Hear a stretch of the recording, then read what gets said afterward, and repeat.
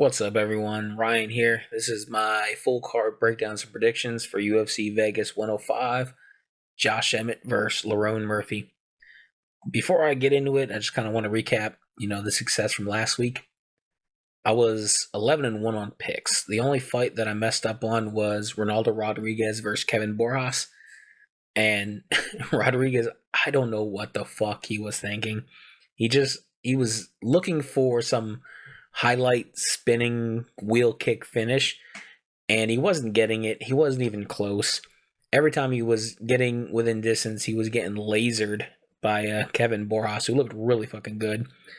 And Rodriguez was waiting to shoot takedowns in like the last 30 seconds of the rounds, and he would get them, and then just the round would end and the next one would start, and he just wouldn't do anything in the grappling, area. So I really thought he would have the edge up, and I think I did say that, he was probably going to use his wrestling to beat Kevin Borjas. He didn't fucking do that. So that was my one loss. As far as bets go, I live in coastal Georgia, so I'm not able to use like a lot of the like casino websites. I use Bet Openly, and I'm kind of limited on, my bets there. It's like some props, mostly money lines, and it's peer-to-peer. So when I place a bet, I need someone to kind of accept it, or else it just gets returned. I'd put 4 bets out there. I had a parlay with Brandon Moreno and Raul Rosas Jr., which would have hit, but nobody accepted it. I think I had 2 units on it. It was at like minus 150. Would have hit, didn't get accepted. Oh well, we moved the fuck on. I had a moneyline bet on Manuel Torres. That was plus 104. That one cashed.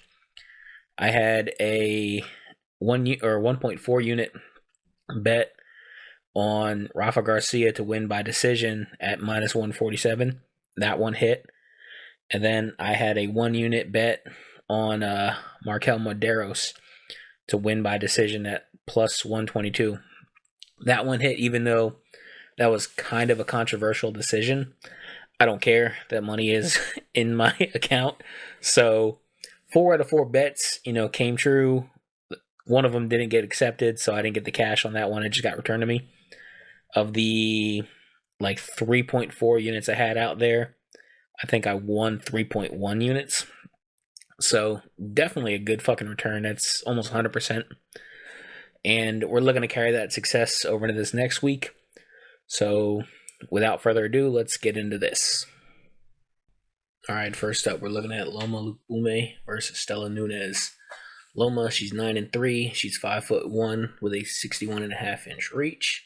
She is 4-1 in her last 5 fights.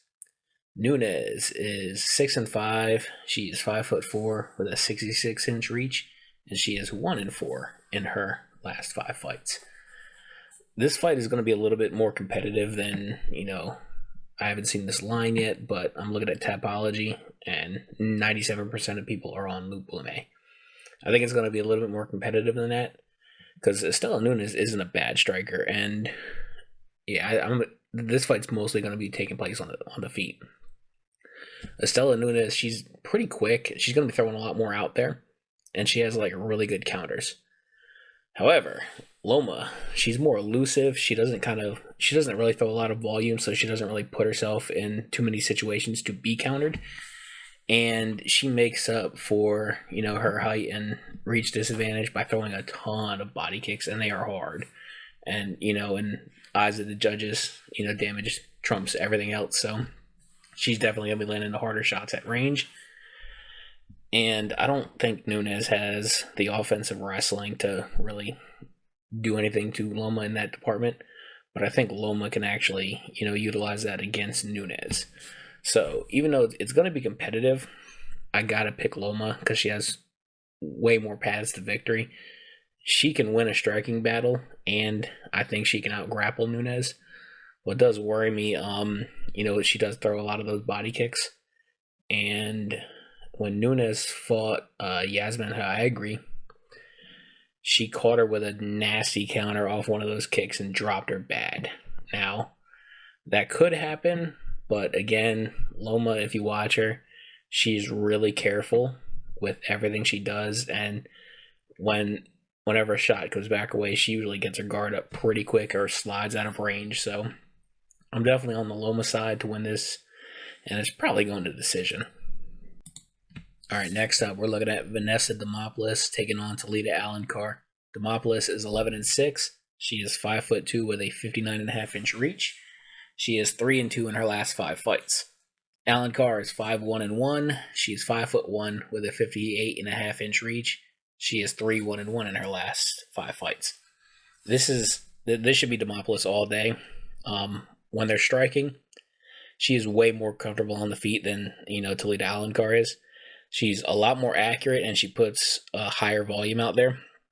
And I expect this to stay on the feet for most of the fight, because Demopoulos, she struggled with defending takedowns in the past, but Talita Alencar has atrocious takedowns of her own. I think she's secured like 6 takedowns so far in the UFC out of like 40 something attempts. It's really abysmal. So if she's able to get her there, Alencar is a multiple time BJJ tournament champion. Like, she's really good with submissions and even just controlling her opponents on the mat. But Demopoulos, she does have an active guard. She will, throw up arm bars and triangles, and I think she actually has, a couple arm bars in her career. And if she's not able to, find one of those submissions, she's also really good at just grabbing onto her opponent and holding on for dear life until she can either work her way back up to her feet or, the round ends. So I think she can stay safe if she does get taken down, to where Alencar's not going to submit her. And Demopoulos, she's probably going to get back to her feet. And like I said, standing up, it's, pretty clear it's going to be Demopoulos with, that leg up. And Demopoulos, I picked Jacqueline Amarim to be the first one to submit her in her UFC or MMA career, for the simple fact that she's been submitted in like grappling like matches. And go figure, Amarim submitted her in her last fight. But Amarim is way better at getting to the fight to the ground than Alencar is. So I don't think Demopoulos is getting submitted 2 fights in a row. So pretty much going to be standing up. I'm betting at least 90% of the fight. I think Demopoulos, either defends or gets back to her feet pretty well. And I'm siding with her to win a pretty easy decision. I think she's taking every round unless she gets taken down and held. So that's my pick, Demopoulos by decision. Moving on, we've got Victor Henry versus Pedro Falcao. Henry is 24-7. He's 5'7" with a 68-inch reach, and he is 2-2-1 in his last 5 fights. Pedro is 16-4. He's 5'6" with a 66-inch reach, and he is 4-1 in his last fight. Falcao, he's a pretty solid fighter. He's got pretty good striking. He's a black belt in BJJ. He's basically a workhorse. He loves to come forward, and he likes to make it ugly and get to the clinch, get his takedowns on the ground. He's got really good ground and pound and really good transitions, and he'll actually use like solid ground and pound to open up those holes so he can get his submissions in there. He's overall just a really good fighter. He looked really good against Victor Hugo on short notice. He went the distance with him. I think it was it was unanimous, but he still, like, he had his moments in that fight. Like, he hung in there against a tough prospect. But I think Victor Henry gets this done. A couple reasons. Henry has like really good sprawls when people shoot takedowns on him. And on top of that, he's also really good at, while sprawling, he'll be going for the underhooks immediately. Same thing if he gets to the, he gets pushed up against the cage and he ends up in the clinch situations, he's usually winning those clinch battles with underhooks. And he stopped a lot of takedowns from Tony Gravely, who I think is a way better wrestler than Falcao. Falcao is probably better at grappling, but Tony Gravely has like a wrestling background, and I think he got Henry down a handful of times, but he failed on so many. And before it even gets to that clinch, I think Henry is more elusive. He has way better combinations. and he likes to use, front kicks up the middle to keep that range and, deter those takedowns. So I think he can use those, keep the fight standing, and he's basically going to pick Falcao apart in the striking department. And like I said, even if they get to the clinch, he usually wins those battles, and he's also really good. There's you got your pocket, you got mid range, and long range. He's also really good at every one of those. Like even in like the pocket, he throws really good hooks. So I think it's a bad matchup for Falcao. I think he gets beat pretty much everywhere it goes unless he ends up on top. I think that's the only position he's going to have the upper hand in this fight. So with way more ways to win, better striker, better defensive wrestling, all around just better fighter, I got to pick Henry. But the one thing I am worried, Henry has been a letdown in the past. Like he's not done the things that you wanted him to do, especially against Rafael Sunsao. He probably that was his fight to lose, and he definitely dropped that one. So unless he pulls another one of those, or ends up like Charles Jourdain, where he fucking got guillotined, unless he does something stupid like that, and if he fights smart, this is him all day long. Next up, we got Rhys McKee taking on Daniel Fronza. McKee is 13-6-1. He's 6'2" with a 78-inch reach. He is 3-2 in his last 5 fights. Fronza is 9-2. He's 6'1" with a 73-inch reach, and he is 5-0 in his last 5 fights. And I really want to make a case for McGee to win this, but I don't know if I can do it. I just have so many questions around Fronza. Like I know he's a really good striker. He's got power in his hands. He sets up his strikes with really good feints, but he's not really mixing in too many kicks. He's not, mixing in his grappling. He's been submitted a couple times, both by rear naked choke. So I kind of have, questions around his overall grappling, both offensive and defensive. But Rhys McKee is not really out there, shooting, blast double legs and, taking the back and submitting his opponents. That's just not his style. He's a in-your-face, overwhelm you with, tons of volume striker. So it's safe to say these two are pretty much going to slug it out. Now, Rhys McGee, he hasn't won in the UFC. He's like 0-4. But as a regional fighter, he's pretty fucking good. He's been a champion in like multiple organizations like Cage Warriors. And what was the other one? I can't think of it, but yeah, he was good outside the UFC.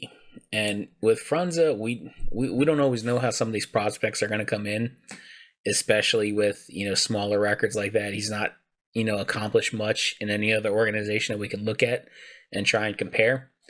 So if these two met on the regional scene, like, would you favor McKee if he never had a UFC career and say he was on the regional scene at, 13 and what would it have been 2 versus 9-2? You'd probably favor McKee. The one reason I don't want to pick McKee here is he's just way too hittable. He doesn't really, move his head off the center line. And Fronza does have power. Now, McKee has only been, like, TKO'd, like, twice. Once was by Chimaev with, that's Chimaev. I mean, that's pretty much fucking expected. So, he usually hangs tough. And he has really good cardio. He tends to build into these fights, and he usually wins, like, in the third rounds. By then, he's usually broken. He broken his opponents in that, and he was on his way to getting Ange Loosa out of there, like, in the third round. It was not even close. It was all McGee. And then he did have a really close fight. It went to split against Chidi. So, we know he's kind of decent. We know he's tough. We know he tends to overwhelm people. And Fronza's only ever been to one decision his entire career, and I think he won that, but that was some years ago. So that's another big glaring question. Like, how's he going to look if they get to the third round? What if he starts fatiguing and McKee overwhelms him and actually gets a TKO? But it's one of these questions. I'm siding with Fronza just because he does have power in those hands, and McKee can be hit.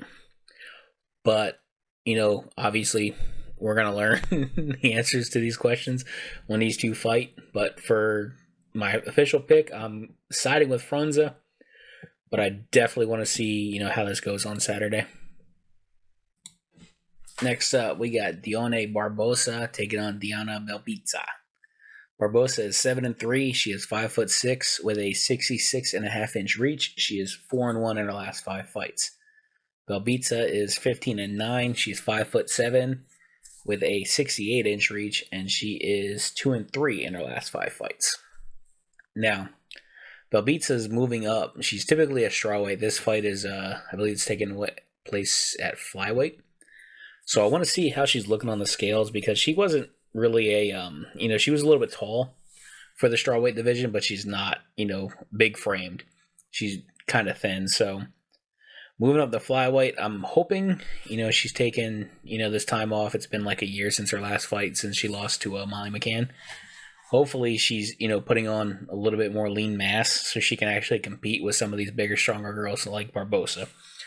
As Barbosa, she's a really good grappler, and most of Belbitsa's losses, like the overwhelming majority, are by submission. So if Barbosa gets her down there, it's pretty much over. She's probably going to submit her, and that's probably what's going to happen.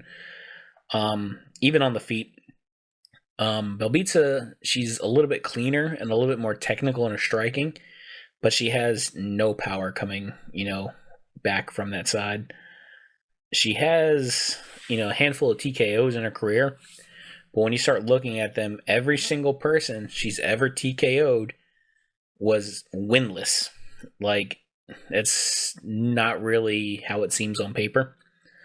So, standing up, she's probably going to do the better work, but, again, this is a damage-based sport, and Barbosa is going to hit a lot harder than Belbitsa, so I think she's going to be winning, the bigger moments. And I think she works in her takedowns, and I can see her getting a submission, and it's probably going to be early, like first or second round.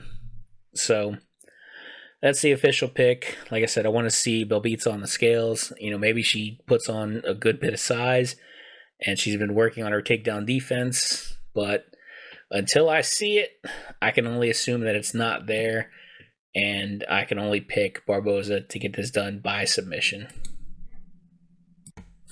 All right, moving on, we've got Davy Grant taking on Daniel Santos. Grant is 14-7. He's 5'8" with a 69-inch reach. He is 3-2 in his last 5 fights. Santos is 11-2. He's 5'7" with a 67-inch reach, and he is 4-1 in his last 5 fights. I'm on the side of Davy Grant to get this done. I think his strengths kind of play into Santos's overall style. Santos is, your typical shoot the box fighter. He's really aggressive. He comes forward, reckless with his striking sometimes, can be hit. Good takedowns, good submissions, and that all kind of plays towards the hand of Davy Grant. Davy Grant is, he's an excellent striker. He's really good at creating angles and really good at counter striking. And he's even said before he loves it when, fighters bring the fight to him. Like he does his best work off the back foot like that. So I think he's going to be winning the majority of these striking exchanges. And he's been submitted, a couple times in his career. The last time it was like 6-7 years ago, maybe a little bit longer. And it was a flash knockdown and a club and sub like within the first minute of the fight. So even though, like I said, Santos has, pretty good submissions, it's not like Davy Grant is really weak in that department. And just looking at the two of them on paper, Davy Grant has fought the way better competition. I mean, he's been in there with Daniel Marcos, Adrian Yanez, which, a lot of people feel he won that fight. I think it was a split, but, he lost according to the judges, but, we all know how that shit goes. He knocked out Martinez, and he was in there with also, fucking Marlon Vera, too. So he's been in there with some, like, top competition, and, he's always held his own, so I can see him getting it done here on Saturday. And I'm pretty sure this is going to go to decision because Daniel Santos, he's never been finished, and even though his Davy Grant's nickname is Dangerous, he's able to finish the fight in many different ways. I don't think he's finishing Santos here. So give me Davy Grant to win by decision. All right, next up we got Louis Goulet versus Ode Osborne. Goulet is 10-0. He is 5'5" with a 64-inch reach, and obviously he's 5-0 in his last 5 fights. Osborne is 12-8. He's 5'7" with a 73-inch reach, and he is 1-4 in his last 5 fights.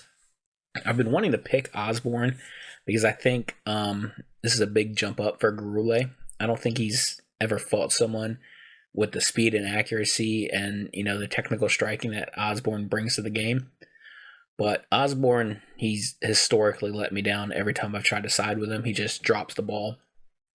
So I'm probably fading him again here. But like I said, this is a big test for Goulet's UFC debut. He's a really good pressure striker. He trains at Elevation at Factory X. So, he's in the gym with, like really good teammates. And he uses that elevation training to his advantage. Like he kind of is always moving forward, and he's always, kind of putting his opponents on the back foot and breaking them down as the fight goes. So, there's always that worry because I want to say Ode, I think he cuts like a ton of fucking weight to get down to 125 because I remember back in the day he was fighting at like bantamweight. So, he could potentially fade under Goulet's pressure.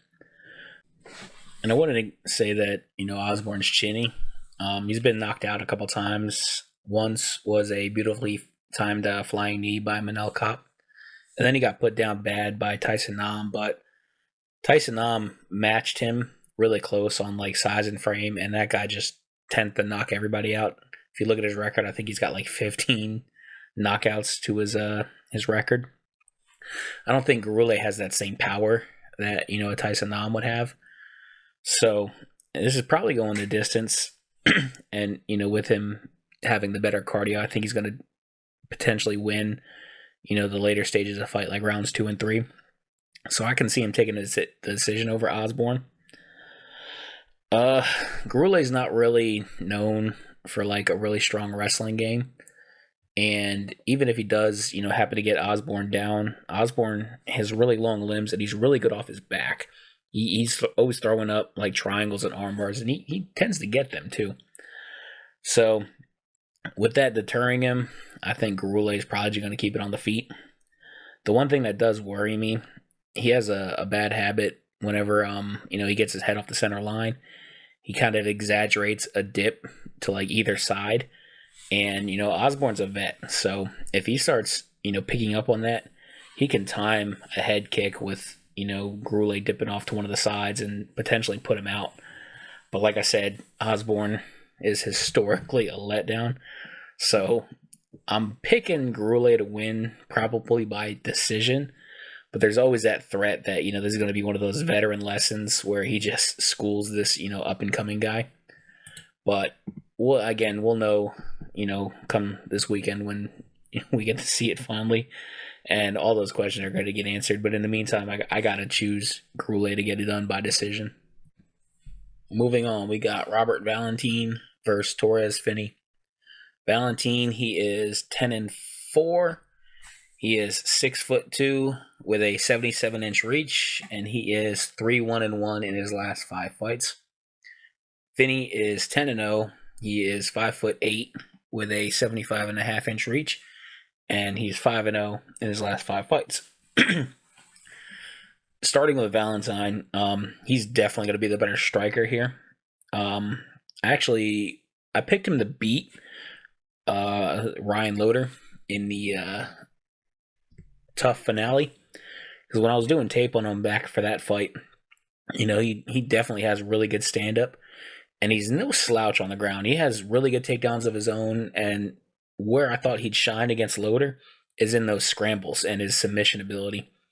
Now, ultimately, he kind of lost that wrestling, battle against Loder, and he was able to, hold him down, and I think he got like he got a TKO. So, that's kind of worrisome, because that's Torres Finney's like, it's his bread and butter. He's He's going to get you to the ground, and he's just going to beat on you till either, the ref stops it, or, the judges step in and they say, hey, you're winning the fucking decision. So that's pretty much the only way to stop Finney. I'm going to pick Torres Finney to win this. What I did notice, watching some of his fights back, he's really good at, wrapping up the legs and tying up the wrist when he gets people to the ground. So, like, we noticed with Loder versus Valentin, Loder was able to, control him and not allow Valentin to do those like scrambles that he's done like most of his career, and find those submissions and those openings in those transitions. And I think Finney's going to do the same thing. He's a lot physically stronger than Valentin, and I think he can use that pressure style wrestling and that really good ground control to find his openings and land like ground and pound. And that's another thing. Finney is really good at securing a position before he ever attempts any ground strikes or anything along those lines, which is going to be crucial because, like I said, Valentin has really good scrambles. And if you give him that opening, he's going to reverse it and lock in his own submission, which he has quite a bit in his career. Or, use that to get back to the feet. And like I said, on the feet, he's probably going to light Finney up. But I'm picking Finney. I think he gets it done. I don't know if he's going to, get Valentin out of there. But if he doesn't, I can see him, pretty much just doing, a wrestle fuck for the entire, duration of the fight. And doing just enough ground and pound so that the ref doesn't stand him up. So, give me Finney to win, probably by decision. TKO isn't out of the question, though. Moving on, we've got Gerald Meerschaert versus Brad Tavares. Meerschaert is 37-18. He is 6'1" with a 77.5-inch reach. He is 2-3 in his last 5 fights. Tavares is 20-10. He is 6'1" with a 74-inch reach, and he is 1-4 in his last 5 fights. And honestly, I kind of like this fight, just for the simple fact that they've pretty much been giving both these guys like really young up and coming prospects, and that's kind of not fair to them. I mean, they're both vets of the game. They're both 37, and this is age appropriate test for both of them. Like, this is kind of the fights you would expect them to be having at this point in their careers. And I know a lot of people are on the Meerschaert side. They think he's going to get a submission over Brad Tavares, but I think Brad Tavares is going to win a decision against Gerald Meerschaert. He's going to be the better striker by far. I think he's a lot faster. He's got a lot more power behind his shots. Meerschaert can hang on the feet, but if you watch most of his fights where he is standing up, he's typically losing those exchanges. And I see Brad Tavares just having multitudes of success in that area. And Meerschaert, he's got okay takedowns, and he's amazing on the fucking ground. He's like one of the best submission artists in the UFC. Brad Tavares has never been submitted, and Meerschaert doesn't have the offensive wrestling to really get Brad Tavares down, who has like legendary takedown defense. Like, he was taken down against like Gregory Rodriguez like a handful of times, but Rodriguez has way better wrestling than Gerald Meerschaert, and Rodriguez brings that power and like aggressive striking in to keep his opponents kind of guessing and to open up those opportunities for those takedowns. So I don't think Meerschaert is going to have that same success against Brad Tavares in that the wrestling aspect. And if he can't get to the ground and try and lock up a submission, which again Tavares has never been submitted in his entire career, and they stay standing, this is going to be Tavares all day long. So Tavares by decision. Doubt he gets him out of there. Meerschaert's, he's tough as fuck. He's been TKO'd a handful of times in his career, but this one's probably going to be going to the distance, and Tavares is probably getting his hand raised. Next up, we've got Kennedy Nzechukwu versus Martin Buday. Kennedy is 14-5. He is 6'5" with an 83-inch reach. He is 3-2 in his last 5 fights. Buday is 14-2. He's 6'4" with a 77-inch reach, and he is 4-1 in his last 5 fights. And I'm definitely picking Kennedy to get this done. I think this fight's going to go one of 2 different ways. The first way which I'm gonna lose my fucking shit if it happens. But um, if Budai just uses his fat, sloppy size and holds Kennedy up against the cage for 3 fucking rounds and takes a decision, I'm going to lose my shit. So let's hope that doesn't fucking happen. Scenario 2, which I think is more likely, I think Kennedy TKOs Budai. He's going to be the way better striker. He has way cleaner shots, and I think he actually has more power on his shots than Budai does. And Kennedy has looked really sharp since he's moved up to heavyweight. So I don't see Budai, out techniquing him on the feet. So I think those openings are going to be there for Kennedy to land that, big bomb. And we saw Budai TKO'd those Gaziev.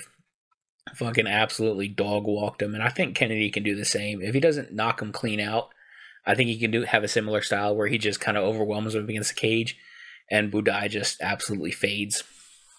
So give me Kennedy to win. Like I said, I really fucking hope that it's not just one of those like sloppy fucking cage control heavy like disgusting decision wins for Martin Budai. So pray that I'm right. Pray that Kennedy knocks him the hell out.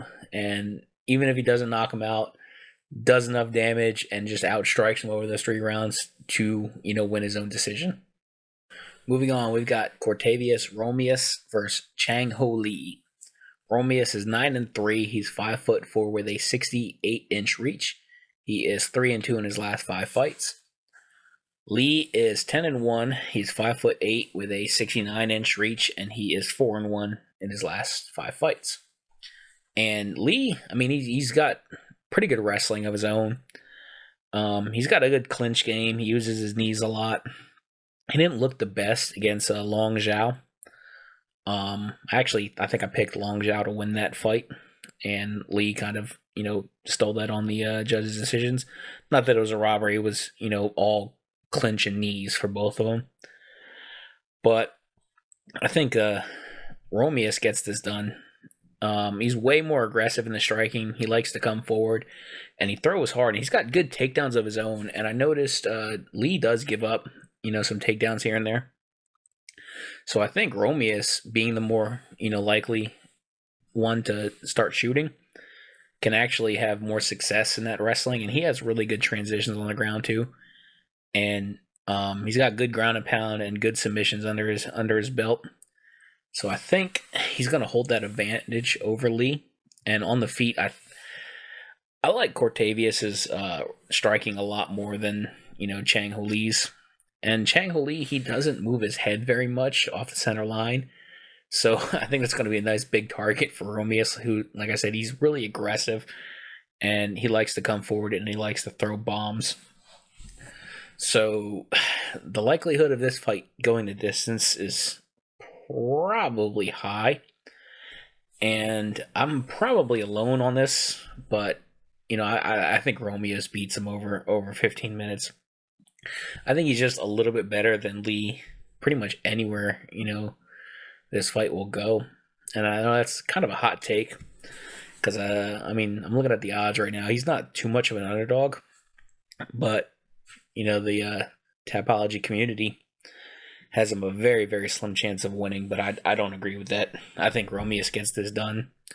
So that's my pick. It's Romeus, and it's probably by decision. I think he's just going to be, like I said, a step ahead of Lee anywhere this fight goes. Next up, we've got the co-main event. Joanderson Brito versus Pat Sabatini. Brito is 17-4-1. He's 5'8" with a 72-inch reach. He is 4-1 in his last 5 fights. Sabatini is 19-5. He is 5'8" with a 70-inch reach, and he is 3-2 in his last 5 fights. And honestly, I'm really looking forward to this fucking fight. I think it's going to be a banger for as long as it lasts. And I got Brito coming out on top. I think he's going to be the better striker, and he's also got a lot more power in his shots. Now, Pat Sabatini, he has pretty good boxing, of his own. He has been chinned a couple times in his last 5 fights. And the last time was Diego Lopez. who, if you look at Diego Lopez and Joanderson Brito on paper, they both have that fast start, heavy bomb, come forward, type style. And I think Brito is going to do basically what Diego Lopez did to Pat Sabatini and just come forward and start winging punches. And there's a really good chance he's going to get him out of there. Now, Pat Sabatini, his classic game is using his wrestling, and he has a really good submission game. Brito can be taken down, but he has like really good jiu-jitsu of his own, so he can stay safe in a lot of those like situations, and he has a really good get-up game when he does get taken down. Now, Brito has been submitted once in his career, and I believe it was his first ever fight. Let me double check. His first ever fight versus Rafael Moreira. Moreira has, I think it's like 11 submissions out of his 15 wins. So I can kind of excuse that, being Brito's, first ever MMA fight that happened. But since then, he's been, defensively sound when it comes to submissions, and he's also got, submissions of his own in there, and he's got that knockout ability. So Pat Sabatini can out wrestle him, possibly submit him. Brito could win the wrestling exchanges, possibly submit Sabatini, and probably knock him out. So with more ways to win, that more aggressive style, and I think he's going to be looking for a comeback after that, bad loss to William Gomez. A lot of people feel that he actually won that fight, including myself. So I think he's going to be looking for a retribution on that one, and I think he's going to be looking to make a statement here. So I see him knocking Pat Sabatini out, and I think he does it like really early in like round 1. If it goes past that, I don't think Brito fades. He can stay in a dogfight for 3 rounds, I believe. I think he does tend to slow down a little bit towards like the end of the fight, like late round 3. But I don't see that happening. I think he gets Sabatini out of there very early this week. So give me Brito to win inside the distance, probably round 1. All right, the main event, we've got Josh Emmett versus Lerone Murphy. Emmett is 19-4. He is 5'6" with a 70-inch reach. He is 3-2 in his last 5 fights. Murphy is 15-0-1. He is 5'9" with a 73.5-inch reach, and he is 5-0 in his last 5 fights. And part of me wanted to side with, Josh Emmett because he's got that fight-ending knockout power. And for Murphy to avoid it, he's going to have to stay perfect for 25 minutes. And, that's a tough task, but I honestly think he can do it. Because, Murphy is really good. He's going to be the better technical striker here. And he's really good at sticking to the outside and keeping in his own range. And he tends to not overextend and put himself out there for like those big counters that Emmett's going to be looking for. And Murphy, he was, countered and dropped by Dan Ige. But if you watch that back, it was kind of like a pocket exchange. And Murphy was swinging pretty big. And Ige was able to, capitalize and knock him down. But he couldn't finish him. So I don't see him making that same mistake twice and, overextending and giving Josh Emmett that opportunity to land, like a big shot. So with that being said, Murphy's going to be winning most of these striking exchanges. He's going to stick to the outside, and like I said, he's going to out-technique Josh Emmett. When it comes to the grappling, both guys, they can give up takedowns, and both guys can actually get takedowns. Emmett probably has that ability to get Murphy down and control him because we've seen, Lerone Murphy taken down and controlled by Dan Ige, and it was who the fuck was that? Bear with me here. Miracani.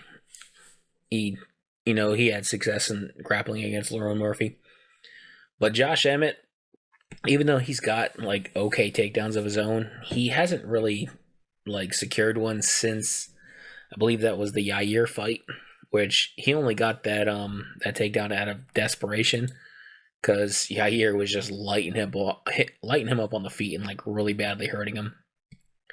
So this is probably going the full 25 minutes, and there's probably going to be 90% striking battle. And if that's the case, I think Lerone just kind of, point fights his way from the outside and wins this on the judges' scorecards. So give me Lerone Murphy to win this by decision and, keep his undefeated record. And that's going to do it, guys. If you can, like the video, share the video, subscribe if you like what I've been putting out there. Let me know where you guys agree, disagree, however you're feeling on each fight. Let me know down in the comment section. I love, listening to the feedback and kind of, debating some of these fights, because that's really helpful for, betting and breakdowns, to have that discussion. And maybe people see things a little bit differently than I do. So let me know down in the comment section. Also, check me out over on X. I tend to share, some of my bets that I place. And I'm going to try and get some more fantasy plays out this week. I know for a little while I was doing that. I was doing Underdog Fantasy. And, I was having pretty good success with that. I haven't done it in a minute. So I'm going to try and get back to that later on in the week. So follow me there. Subscribe here. Let me know what you guys are thinking. And I'll see you next week.